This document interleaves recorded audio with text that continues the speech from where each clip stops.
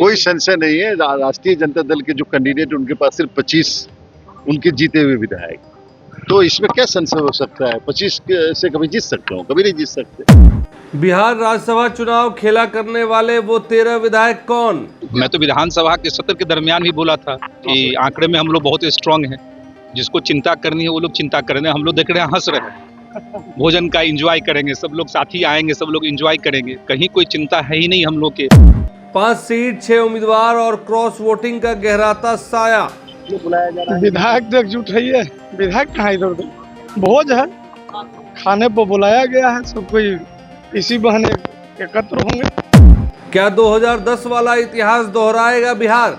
MIM से मुलाकात हुई है, बातचीत हुई है। ये आपको कैसे बता दें आज मीडिया के माध्यम से किससे ये मत का जो प्रयोग होता है। लिट्टी चोखे की महक के बीच बुना जा रहा जीत का चक्रव्यूह। डिप्लोमेसी कुछ खास नहीं है, ये डिनर टुगेदरनेस है ना, कि जो साथ बने रहे, साथ रहे, और बस इतना ही है और कुछ नहीं। ओवैसी के 5 और कांग्रेस के 6 विधायक तय करेंगे किसका होगा मंगल। एनडीए का बने और एनडीए की सरकार बिहार में हमेशा रहे और एनडीए की सरकार बिहार का विकास करे, बस ये उम्मीद से राजनीति करते। नीरज सिंह बबलू का वार, क्या नाम बता दें वाले बयान से सियासी गलियारों में हड़कंप। बैठक जो होता है वो गेट टुगेदर है, रणनीति सारा तय है, जीत पक्की है, 5 का 5 सीट हम लोग जीत रहे हैं, यही रणनीति। राज्यसभा चुनाव से पहले डिनर डिप्लोमेसी की इनसाइड स्टोरी देखिए BMW न्यूज बिहार की इस खास रिपोर्ट में। लोग सब लोग जाएंगे वोट देने। अरे पूरा भरोसा है, 5 की 5 सीट हम लोग जीतने जा रहे हैं। जीते स्कूटी जीते कार। जी आपने सही सुना, लक्ष्मी ज्वेलर्स कटिहार से कृष्णा डायमंड ज्वेलरी खरीदें, लकी ड्रॉ में पार्टिसिपेट करें और कार और स्कूटी जीतने का मौका पाएं। साथ ही 25% तक की छूट पाएं सोने और चांदी के जेवर की बनाई पे और हीरे की वैल्यू पे। Lakshmi Jewellers, Lakshmi Complex, doctor Rajendra Prasad Path, Katihar. नमस्कार, BMW न्यूज बिहार के दर्शकों का बहुत बहुत स्वागत है। अभी की इस खबर में मैं बता दूं, इस वक्त जब मैं आपके साथ बैठ के बात कर रहा हूं, इस वक्त रात के 1:01 हो रहा है और मैं ये खबर आप तक लाने का प्रयास कर रहा हूं। आप सोच रहे होंगे कि आखिर में ऐसी क्या खबर है जो मैं आपके साथ 1 बजे रात में ये खबर आपके लिए रिकॉर्ड कर रहा हूं। तो देखिए, इस वक्त पटना में जो लोग रह रहे हैं उनके लिए तो थोड़ी सी जानी पहचानी चीज है ये कि बिहार के पटना के सड़कों पर जो वीवीआईपी मोमेंट्स जो देख रहे हैं वो लोग, ये वीवीआईपी मोमेंट्स चूंकि राज्यसभा की 5 सीटों का चुनाव है और 16 तारीख को ये चुनाव होने हैं और इसको लेकर बिहार की सड़कों पर वीवीआईपी मोमेंट्स देखने को मिल रहे हैं। क्योंकि वीवीआईपी मोमेंट्स सिर्फ इसलिए नहीं कि चुनाव है, उससे पहले जो रणनीति बननी है उसको लेकर वीवीआईपी मोमेंट्स हो रहे हैं। देखिए, उपेंद्र कुशवाहा के यहाँ भोज रखा गया, फिर 15 तारीख को यानी कि आज के दिन जब सुबह होगी तो विजय चौधरी जी के यहाँ भोज का आयोजन है, फिर सम्राट चौधरी के यहाँ भोज का आयोजन हुआ और इन भोज के आयोजन में एक ही बात कॉमन है, वो है कि कैसे अपनी जीत की गारंटी को सुनिश्चित किया जाए। क्योंकि देखिए, 5 सीटों के चुनाव हैं और 6 उम्मीदवार हैं, जिसमें कि एक उम्मीदवार मैं बता दूं उनका नाम, माफ कीजिएगा, अमरिंदर धारी सिंह है जो राजद की तरफ से चुनाव लड़ रहे हैं। अब देखना यह होगा कि कौन जीतता है। 5 सीट है, 6 उम्मीदवार हैं, तो ये तो तय है कि किसी एक की कुर्सी तो चली जाएगी। वो कौन होगा, इसी बात की बहस छिड़ी हुई है और इसी को लेकर अभी पटना की सड़कों पर वीवीआईपी मोमेंट्स देखने को मिलेंगे। लेकिन ये चुनाव इतना अहम क्यों है और क्या चीजें बदल सकती हैं, क्यों रणनीति बदल सकती है? तो ये जो डिनर डिप्लोमेसी चल रही है बिहार की राजनीति में, कहा जाता है कि डिनर डिप्लोमेसी बिहार की राजनीति में बहुत अहम है।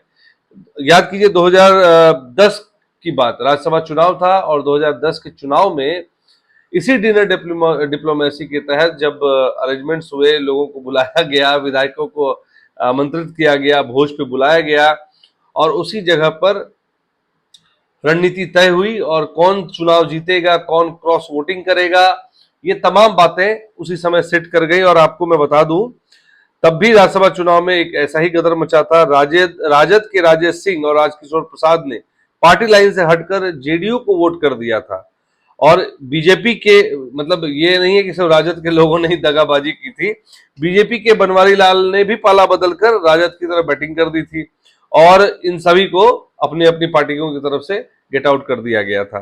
तो ये जो चुनाव है ये बहुत अहम माना जाता है और उस समय की ये बहुत बड़ी सुर्खी बनी थी। राज्यसभा चुनाव में इस तरह की क्रॉस वोटिंग होने के बाद काफी ज्यादा चर्चा में हुई थी। कांग्रेस के खुर्शीद आलम जी जो है उन्होंने भी जेडीयू को वोट कर दिया था, जिसके बाद पार्टी को चुनाव का बहिष्कार करना पड़ा था। कांग्रेस ने उनको भी निकालने का काम किया था। तो ये तमाम बातें जो है ये राज्यसभा चुनाव को लेकर थोड़ी सिरदर्दी सभी पार्टियों के लिए बन रही है। इसीलिए रात बिरात गाहे बगाहे सब लोग क्या कहते हैं पार्टी कर रहे हैं, डिनर कर रहे हैं, लोगों को बुला रहे हैं, विधायकों को चोरी छिपे बुला रहे हैं, कोई किसी के साथ मीटिंग कर रहा है। एक बात तो तय है, देखिए ये लोग जनता के लिए भले कुछ ना करें, लेकिन अपनी रोटी सेकने के लिए रात के 2 बजे हो, 1 बजे हो, 12 बजे दिन को हो, ये लोग अपना गोटी सेट करने में लगे रहते हैं। और सभी मतलब कहते हैं ना इस हमाम में सभी नंगे हर हर गंगे हर हर गंगे, तो ये सभी विधायक जो है अपने अपने हिसाब से चीजों को चुनते हैं, क्योंकि जिसको लंबी पारी खेलनी है, जो विधायक लंबी पारी के लिए जाना चाहता है, वो अपनी सिचुएशन को देखते हुए ही वोटिंग करेगा। वो ये नहीं देखता है कि मैं किस पार्टी से हूं, किसको क्रॉस वोटिंग कर रहा हूं, ये वो नहीं देखेगा। वो अपनी लंबी पारी के हिसाब से वो क्रॉस वोटिंग करेगा या उस दिन अनुपस्थित हो जाएगा। 2 ही चीजें होती है ऐसे मामले में। और जो 13 विधायक है जो पूरे खेल की गुंजाइश को बदल सकते हैं, उसमें मैं बता दूं कांग्रेस के 6 विधायक, एआईएमआईएम के 5 और बसपा के 1 विधायक पर, यहां तक कि आईआईपी के एक निर्दलीय जो किंग मेकर बन सकते हैं, इन सब पर सबकी नजर है। अब मामला यह है कि अमरिंदर सिंह धारी जी की जीत की चाबी किनके पास है। तो बता दें, अगर ओवैसी साहब के 5 और मायावती यानी कि बसपा समाजवादी पार्टी के जो मायावती की जो पार्टी है, उनका अगर विधायक इधर उधर हुआ तो समीकरण पूरा बदल जाएगा। और इसीलिए ये भी है, और ये भोज जो है या डिनर पार्टी इसलिए भी मायने रख रही है क्योंकि ये चुनाव इसलिए अहम है, बहुत सारे विधायक पहली बार चुनाव जीत कर आए हैं और जिन्होंने कभी राज्यसभा के लिए वोटिंग नहीं की है, तो उनको ट्रेनिंग दी जा रही है, प्रशिक्षण दिया जा रहा है कि कैसे राज्यसभा चुनाव के लिए वोट की जाती है। टेक्निकल एस्पेक्ट्स बहुत सारे हैं जो शायद, जैसे मैथिली ठाकुर हैं पहली बार चुनाव जीत कर आई हैं, तो उस तरह के कई ऐसे विधायक हैं जो चुनाव जीत कर आए हैं। आपके आईपीएस जो है भाजपा के उम्मीदवार हैं, जनसुराज से थे, वो भी पहली बार चुनाव जीत कर आए हैं। सुजीत कुमार सिंह जो भाजपा के हैं, जो घोड़ाबोरम विधानसभा से चुनाव जीत कर आए हैं, ये हालांकि वो एक डिप्लोमेट हैं, पूर्व में डिप्लोमेट रहे हैं, लेकिन उनको पता भी होगी चीजें, बट फिर भी भाजपा अपनी किसी भी गुंजाइश को छोड़ना नहीं चाह रही है। इसीलिए पूरी तरह से प्लानिंग और जो सेटिंग जिसको कहते हैं वो करने के लिए रात हो दिन हो पूरी तरह से उनको ट्रेन किया जा रहा है ताकि वोटिंग सही तरीके से हो सके, वोटिंग उनके पक्ष में हो। और ये जो नारा दे रहे हैं ना कि हम तो जैसे नीरज सिंह बबलू ने, मैं आपको सुनवाता हूं उनका बयान, सुनिए नीरज सिंह बबलू ने क्या कहा है। देखिए, बैठक जो होता है वो गेट टुगेदर है, रणनीति सारा तय है, जीत पक्की है, 5 का 5 सीट हम लोग जीत रहे हैं, यही रणनीति है। तो जब जीत पक्की है तो लगातार बैठकें हो तो मिलना जुलना होता है, गेट टुगेदर होता है, मिलना जुलना है, गेट टुगेदर होता है, संवाद होता है, चुनाव का प्रक्रिया बताया जाता है कि कैसे वोटिंग करना है, कब किसको आना है, किसके साथ किसको जाना, बस यही सब होता है बैठक। जो जरूरी आंकड़े थे वो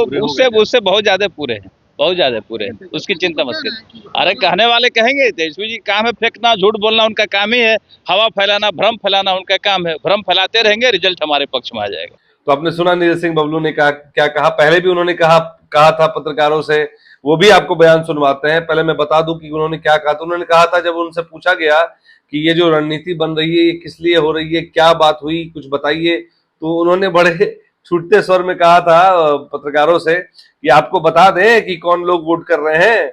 और आज जब उनसे पूछा गया तो उन्होंने साफ तौर पे कहा कि भैया हमारी रणनीति यही है कि हमें जीतना है, हम जीत रहे हैं, यही हमारी रणनीति है। तो देखिए, कॉन्फिडेंस लेवल आप देख सकते हैं विधायकों का, जो भाजपा के विधायक है उनका कॉन्फिडेंस लेवल देख सकते हैं। हालांकि अमरिंदर सिंह धारी जो है उनका कॉन्फिडेंस लेवल भी बढ़िया है, बट चूंकि वो जो चाबी है उनके, वो कहीं ना कहीं एआईएमआईएम और बसपा के और आईआईपी के जो विधायक है उनके हाथों में है।